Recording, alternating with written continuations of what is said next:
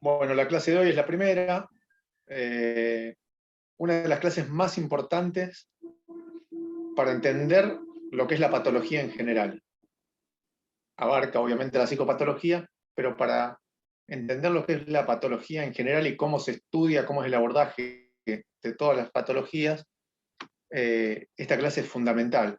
De hecho, la carrera de medicina está dividida en dos grandes bloques, en realidad en cuatro, ¿no? Si consideramos que el primer bloque es el ciclo básico, y el último bloque es algo que se llama internado anual rotatorio, que uno ya está recibido, pero va rotando por las cuatro especialidades principales, que son clínica, cirugía, pediatría y ginecología, y va adquiriendo práctica. Lo que es la carrera propiamente dicha, está dividida en dos grandes bloques. De primero a tercer año se cursa todo en la facultad y es incorporación de conocimientos. Ahí se ven materias como anatomía, histología, embriología, citología, fisiología, química, todas las materias que hacen el conocimiento. Y la segunda parte se cursa prioritariamente en un hospital donde es mitad materias para incorporar conocimiento y la otra mitad práctica. Y ahí se ven todas las materias de las especialidades que ustedes ven habitualmente en un hospital o cuando van a consultar algún consultorio.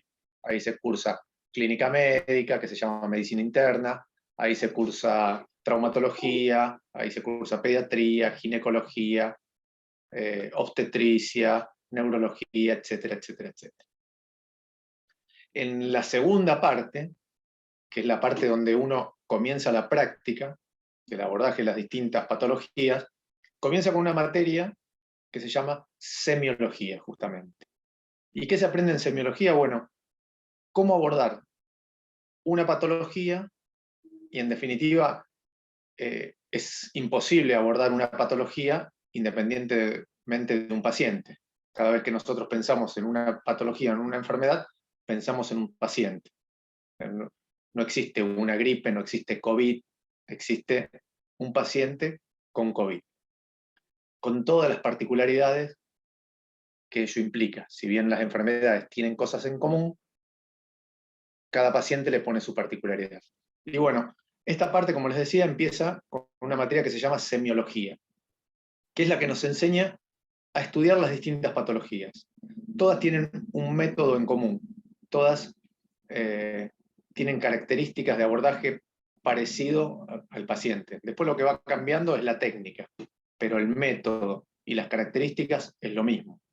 Por ejemplo, hay 4 pasos donde uno observa al paciente, palpa al paciente o la región que quiere estudiar, ausculta, o sea, escucha, y por último,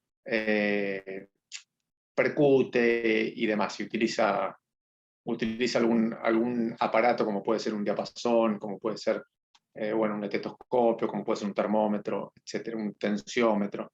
Esos 4 pasos valen para todo, ya sea lo que cambia, que es qué elementos vamos a usar y cómo van a ser esos pasos según lo que querramos explorar, ¿sí?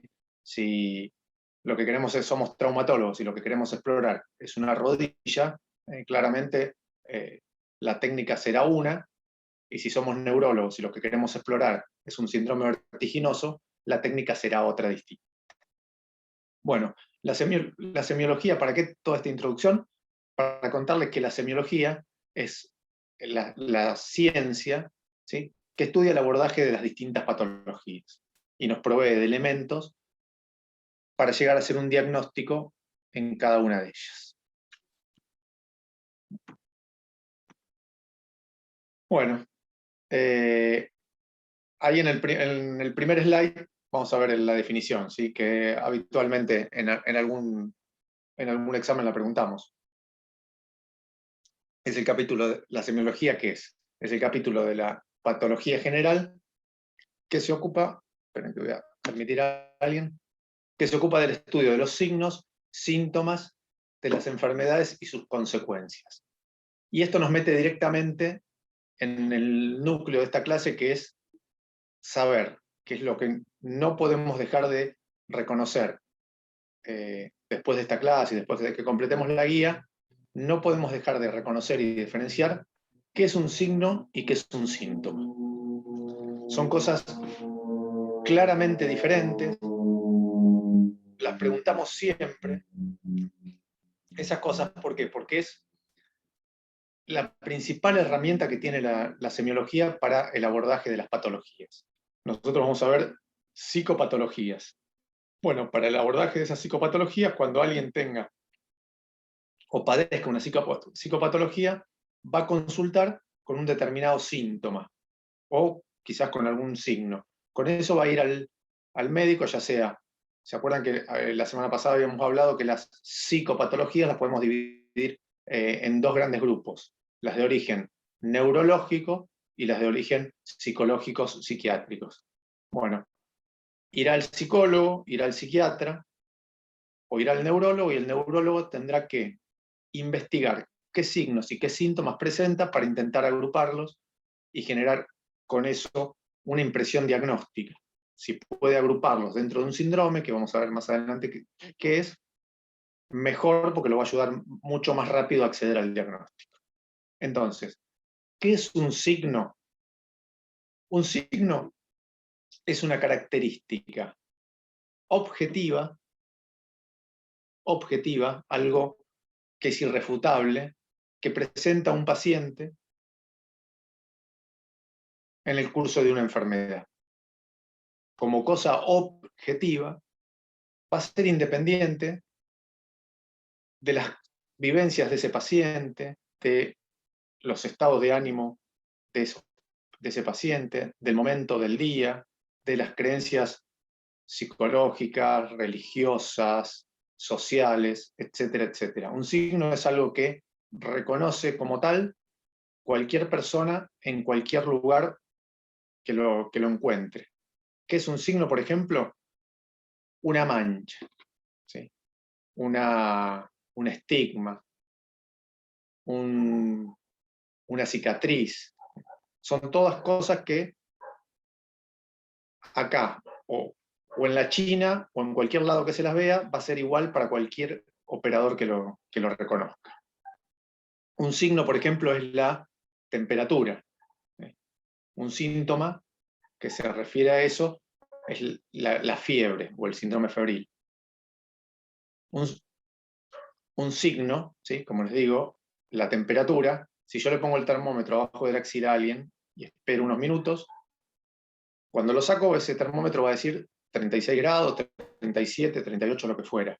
Independientemente de las creencias, los niveles de conciencia que tenga ese paciente, independientemente de toda su historia de enfermedad, independientemente de que me lo quiera falsear o me lo quiera disfrazar, ese síntoma es algo irrefutable, es algo totalmente objetivo.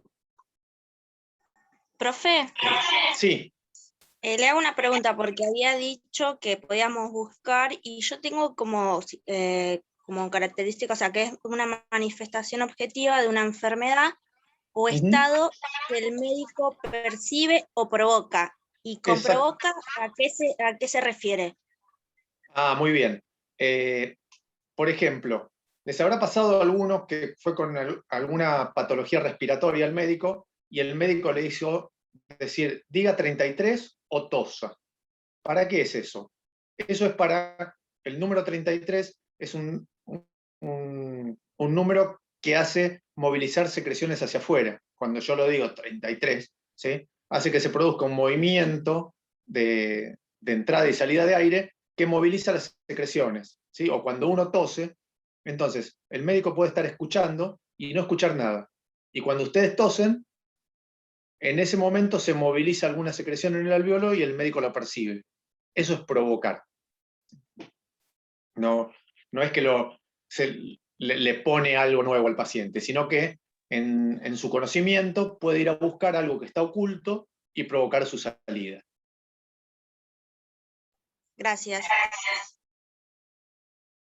Lo importante de esto es que el signo es algo, como dijo la compañera y como intentamos recalcar hasta ahora, es algo completamente objetivo, ¿sí?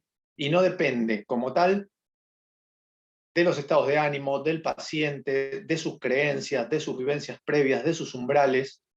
De nada de eso depende. El signo es algo que yo veo, palpo, escucho o siento y es indiscutible e irrefutable. Todos los que estén alrededor mío lo van a ver, lo van a palpar, lo van a sentir o lo van a percibir. Totalmente diferente es el síntoma. Y para que se entienda, antes de decir la definición, que la vamos a aprender por contraposición, porque es la opuesta al signo, el síntoma más común es el dolor.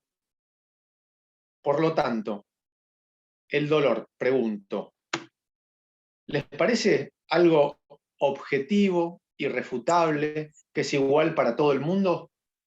No. ¿O tendrá otras características? No. Subjetivo. No, cada persona Bien. creo que tiene su margen, ¿no?, de dolor. Perfecto. Cada persona, de acuerdo a sus vivencias, a sus creencias, a sus particularidades de vida, van a tener distintos umbrales y distinta tolerancia al dolor. Siempre doy el ejemplo de, por ejemplo, un indigente que vive en la estación de San Miguel y que está acostumbrado a pasar veranos e inviernos con la misma ropa. Y nosotros por ahí lo vemos, con estos días que bajó rápido la temperatura, lo vemos con la misma ropa que usaba hace 2 semanas, donde teníamos temperaturas de 30 grados para arriba. Y nosotros bajaron 2 grados la temperatura y ya corrimos a bajar las cajas con ropas de invierno porque estábamos que nos congelábamos, prendíamos las estufas. ¿Qué pasó ahí?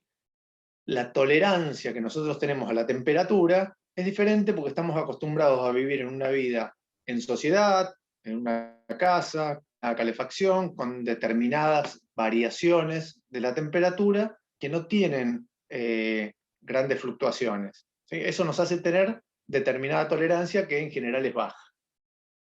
Entonces, si yo le pregunto a 2 personas, ¿hace frío?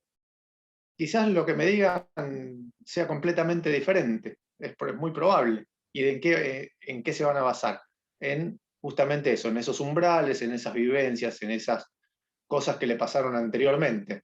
Eso lo hace totalmente subjetivo. Entonces yo le puedo preguntar a una persona pensando que llega todo transpirado, pensando que tiene fiebre, y le puedo decir, ¿tenés calor? Y no, me puede decir, porque está acostumbrado a trabajar en una pizzería, abriendo y cerrando el horno, o en una panadería, con temperaturas muy, muy altas, y lo que está teniendo ahí es apenas unos grados de diferencia con la temperatura habitual, y me puede decir que no. Y otra persona sí. Entonces, esos son elementos subjetivos. Por lo tanto, los síntomas son elementos subjetivos que me manifiesta un paciente y que dependen de sus vivencias, de sus creencias, de los umbrales y de todo lo que trae el paciente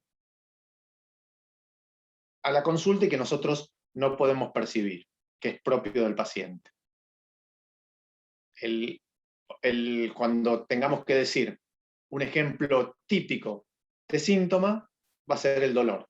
El dolor, el frío o el calor. Profe, por eso se pregunta por lo general del 1 al 10 cuánto te duele, porque cada uno... Claro, claro. Está bueno lo que dice la compañera. Nosotros, si bien sabemos que el dolor es algo subjetivo y que en principio carecería de valor, el principal motivo de consulta de los pacientes es por dolor. ¿Sí?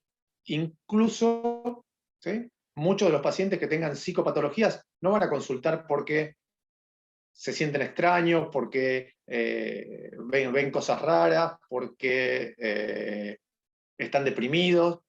Muchos de esos su primer consulta es por dolor, ¿sí? Un dolor inespecífico. Entonces, eso torna a un síntoma que en definitiva, por ser inespecífico, no tendría mucho valor, en algo de muchísimo valor por la prevalencia que tiene, porque todos tienen un dolor. Y prácticamente todas las enfermedades concurren con un dolor. Entonces, es importante darle alguna jerarquía a ese dolor. Entonces, el médico, ¿qué hace?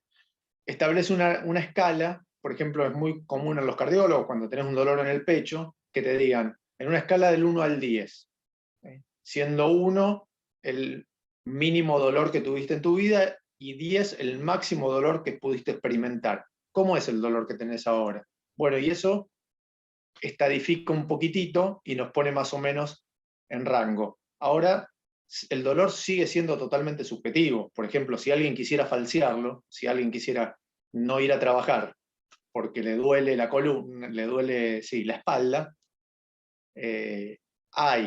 tenemos estudios complementarios y cosas para saber si tiene algo asociado a ese dolor, si hay algo que le pueda generar ese dolor, pero no tenemos forma de saber si realmente le duele o no le duele. Y mucho menos saber si le duele mucho o le duele poco. Eso no lo podemos saber. ¿Quedó clara la diferencia entre signo y síntoma? Sí, sí. Sí. Bien. Sí, profe. Bien, porque se pregunta mucho, van a ver qué es lo que vamos a ver ahora. El siguiente slide cuenta de eso. Los signos y los síntomas principales son el inicio de la investigación médica y nos llevan a entender el motivo de la consulta. Todas cosas que ya charlamos. Ahora en el slide voy a ir recordando cosas nomás, que el núcleo es esto, y ahora definir qué es un síndrome y ya estamos. Bueno. Es lo que aqueja al paciente en el momento de la visita. Las dos cosas trae el paciente. Ahora, el paciente, en general, no viene por un signo, ¿sí? El signo lo va a ir a buscar quien conoce ese signo. Hay pocos signos con los que pueden venir los pacientes, que son los que dependen de algún instrumento. Por ejemplo, el aumento de la temperatura corporal. Claro, si el paciente viene porque me dice, vengo porque tengo fiebre, lo primero que hacemos en la consulta es preguntarle, ¿pero te tomaste con termómetro o te sentiste acalorado, transpiraste o tuviste equivalentes febriles? Lo llamamos. Si viene y dice, no, me tomé ahora en la sala de espera, tengo 39,5, perfecto, vino con un signo. Ahora, no es el signo el que lo hizo venir a él al médico. Lo que lo hizo venir a él al médico, y en última instancia lo que lo hizo a él ir a buscar en un cajón un termómetro, es el síntoma. Lo primero que percibe el paciente es el síntoma. Lo primero que debería percibir el médico o quien está investigando, puede ser un psicólogo en el caso de la psicopatología, son los signos que vienen acoplados a ese síntoma que él trae. Y ya vamos a ver que hay diferentes técnicas, hay diferentes cosas que nos marcan que a partir de un síntoma nosotros podemos empezar a investigar distintas cosas. Por ejemplo, para hacerlo con un ejemplo práctico. Alguien viene con un dolor de cintura, ¿qué vamos a hacer? Lo primero que vamos a hacer es le vamos a revisar la columna, le vamos a revisar las caderas, lo vamos a interrogar a ver si levanta cosas pesadas y demás. Después de revisarlo, si con eso no nos generó la cantidad de datos suficientes, eso nos da datos, ¿sí? Yo cuando reviso puedo tener una columna desviada, puedo tener una vértebra acoplada, soldada, puedo tener un traumatismo abierto de la columna vertebral, puedo tener distintas cosas. Pero si con eso no concluyo, puedo pedirle estudios, y en esos estudios primero le pediré una radiografía, después le pediré una tomografía, después una resonancia magnética. Si en eso estructuralmente no se ve nada, le pediré algún estudio funcional, como es un electromiograma. Bueno, distintas cosas para ir, a partir del síntoma, dolor de cintura, ir juntando elementos y llegar a un diagnóstico de una enfermedad. Bueno, con respecto a signos y síntomas, está en azul, ¿sí? Lo importante y lo que no debemos olvidarnos, ¿sí? Que es una manifestación objetiva 1 y que es una manifestación subjetiva del otro, es lo que no debemos olvidarnos. Entonces, un signo es una manifestación objetiva de una enfermedad o alteración orgánica o funcional, que pueden ser constatadas por el clínico durante el examen físico. Por ejemplo, la ictericia. Yo, cuando alguien abre la puerta del consultorio y entra, si está ictérico, no me hace falta ni que me lo cuente, ¿sí?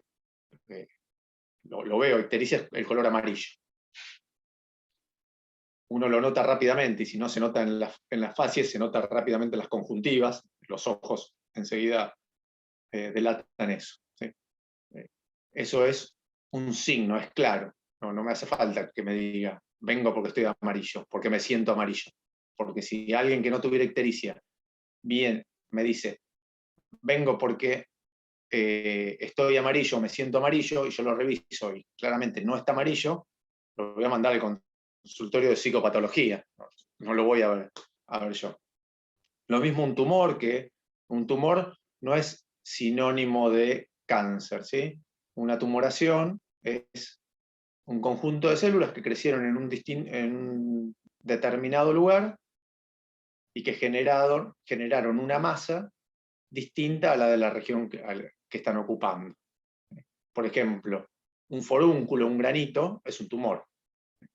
Y eso está lejos de ser de la idea de tumor cancerígeno como conocemos. Pero bueno, una tumoración o un tumor también es algo objetivo. Vengo porque me salió una bolita acá. Normalmente son lipomas, cosas en el tejido subcutáneo que se estudian, pero el paciente no puede falsearlo, no depende de la interpretación. Cualquier persona que venga y lo vea va a ver que hay un tumor.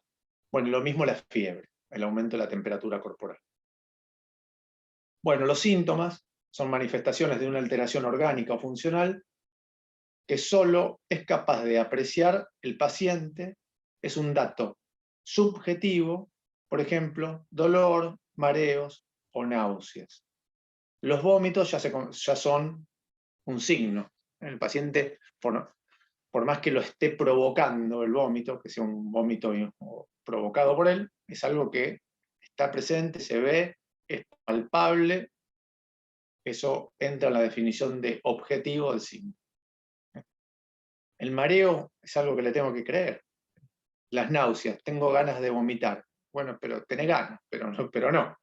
Ahora le tengo que creer como médico. Bueno, y el dolor ya hablan bastante sobre eso. Bueno, estos slides se los dejo para que lo charlen un poquito después si quieren en grupos, pero tienen un resumen de lo que venimos charlando, para no seguir repitiendo y no marearlos con lo mismo. ¿Preguntas hasta acá? Habla lo mismo de signos. No. Bien. Les dejo, obviamente que cuando preguntamos qué es un signo, describir, definir y dar ejemplos. ¿Qué es un síntoma? Definir y dar ejemplos. Para que a todos nos quede completamente claro qué es un signo y qué es un síntoma, tuvimos la primera parte de la clase, y para que a todos nos quede completamente claro distintos ejemplos, tenemos este slide donde hay bastantes, ¿sí? Los signos están del lado de la derecha, dice, ¿sí? Taquipnea es el aumento de la frecuencia respiratoria, uso de musculaciones auxiliares es lo que hacen típicamente los asmáticos. No sé si alguna es mamá y tiene hijos o sobrinos. Uy, se nos está cortando. Bueno, vamos a intentar terminarlo así. No hacemos un Zoom nuevo. Les decía, no sé si alguna es mamá o tía y tiene algún sobrinito o hijo asmático y lo vio alguna vez con ese asma descompensado. Habrán visto que utilizan los músculos supraclaviculares, los músculos de la panza que respiran panseando, los llamamos nosotros, subiendo y bajando la panza. Eso habitualmente tanto los chicos como nosotros no lo hacemos, no usamos esos músculos para respirar. Sin embargo, cuando la cosa se complica, se utilizan músculos auxiliares o accesorios, ¿sí?, para poder respirar. Bueno, eso es un signo también, el médico lo ve. Y después las mamás y las tías, que son cancheras, porque sus hijos o sobrinos tuvieron varias recurrencias de estas crisis asmáticas más o menos severas, ya lo conocen y ya saben cuándo salir corriendo a la guardia. Ya saben cuándo la crisis es más o menos y saben que cuando utilizan estos músculos hay que salir corriendo a la guardia. Bueno, disminución de la movilidad torácica, basta con mirarlo un ratito, yo veo si expande o no expande bien, ¿sí? Incapacidad para toser, tose con debilidad, eso es muy, muy común en estos días en los pacientes con COVID. Cansados o fatigados por la tos que les queda, tosen pareciera sin ganas, ¿sí?, y no mueven ni una secreción, pero porque el músculo no quiere más.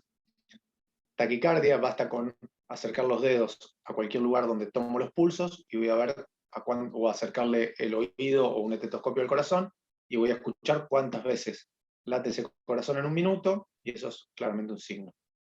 Del otro lado, ¿sí?, disnea es la falta de aire, ¿sí?, que la puede percibir el paciente, vengo porque me falta el aire.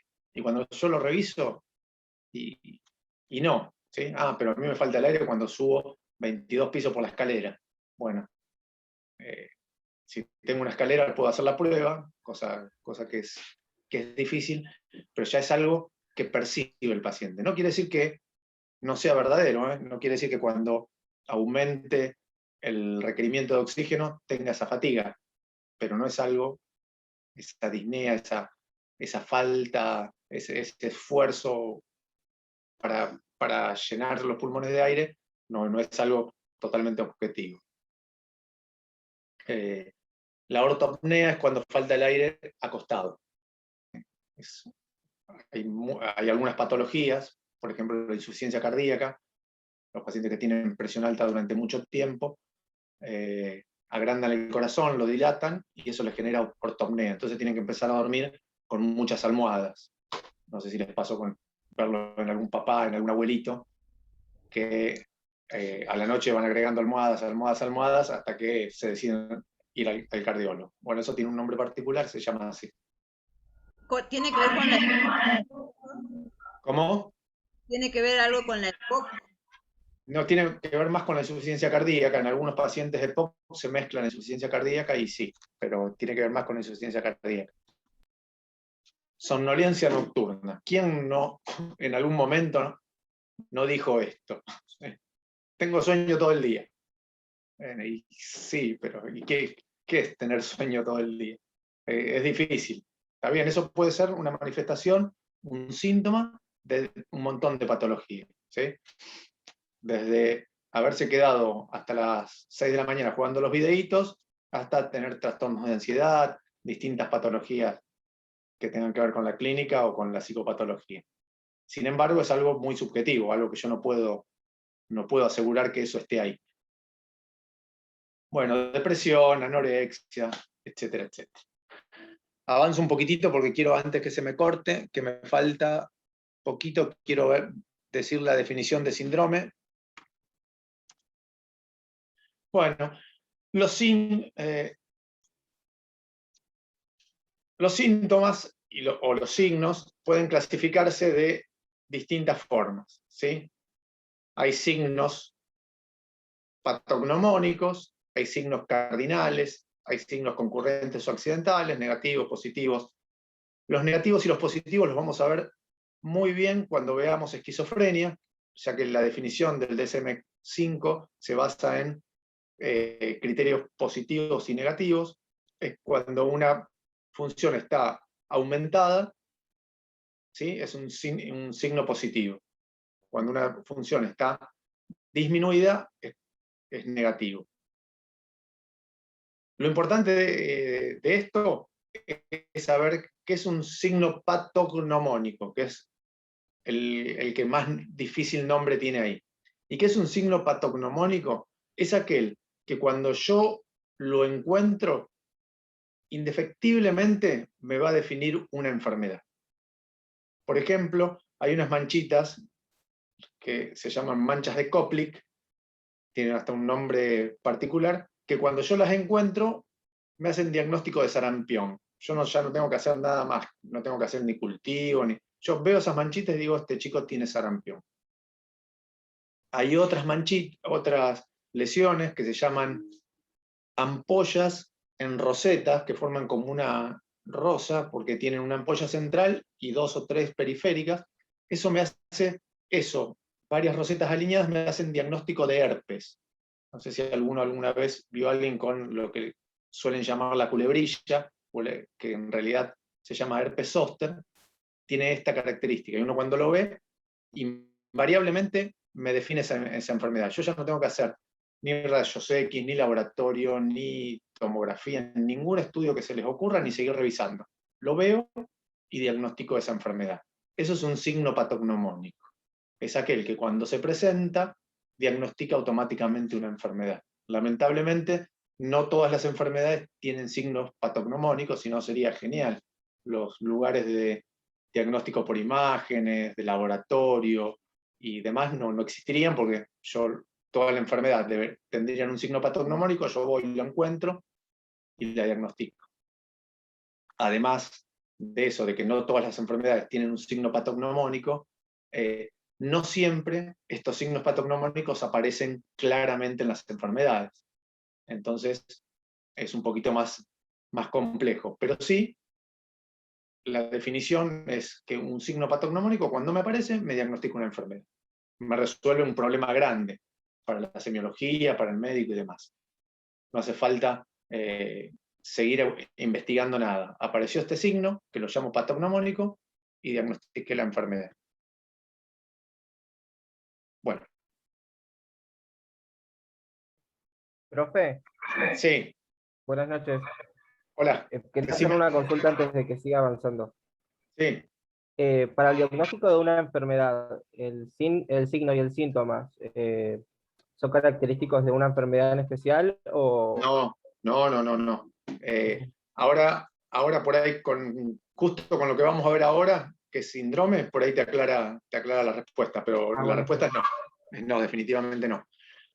¿Qué es un síndrome? Que era a lo que me estoy apurando para llegar antes que se me corte el Zoom. Es un conjunto de signos y síntomas que caracterizan una enfermedad. ¿Qué quiere decir? El médico, ¿cuál es el primer trabajo que tiene el médico, el psicólogo, el psiquiatra que van a tener ustedes como si desarrollan su profesión dentro de un equipo, de una escuela? El trabajo va a ser parecido al de un psicólogo, así que el primer trabajo que van a tener es el de preguntar qué los trajo acá. Y ahí, ¿qué va a aparecer? Un síntoma. Por ejemplo, vengo porque, o le va a decir la maestra que lo lleva, te voy a mandar a uno de los chicos porque le cuesta aprender a leer, o porque no se concentra bien en las clases. Algo más subjetivo que eso, imposible. Le cuesta aprender las vocales, o le cuesta aprender a leer.